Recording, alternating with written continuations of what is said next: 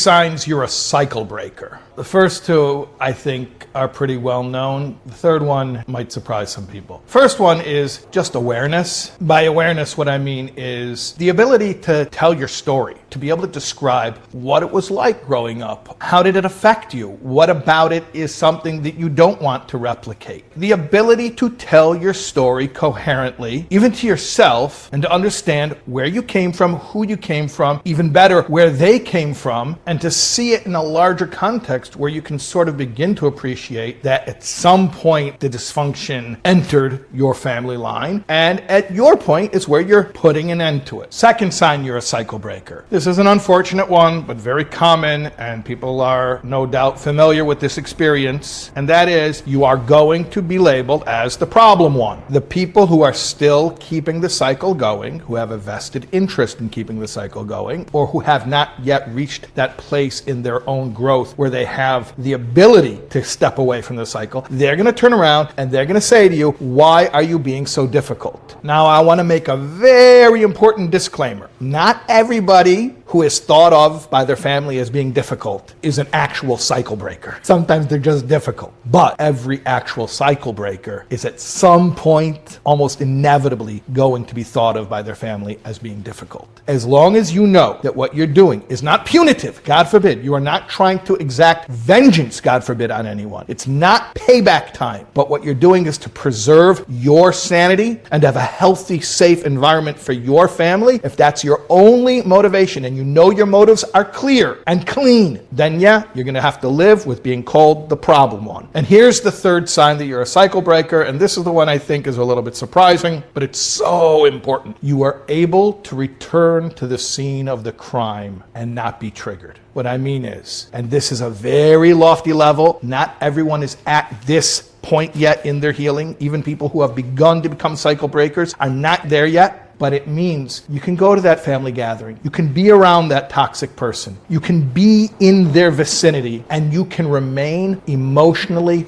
autonomous. You don't get pulled into their trap just because you're standing near them or even allowing them to speak to you. Yes, there are some people that for the time being, they need distance because they're not yet strong enough in establishing a new pattern, so they have to go away and do their own thing for a while. But the ultimate goal is that we can be around those people and those systems and those places and environments that used to pull us in, and we can just be present and without anger, without resentment, refuse to play the game.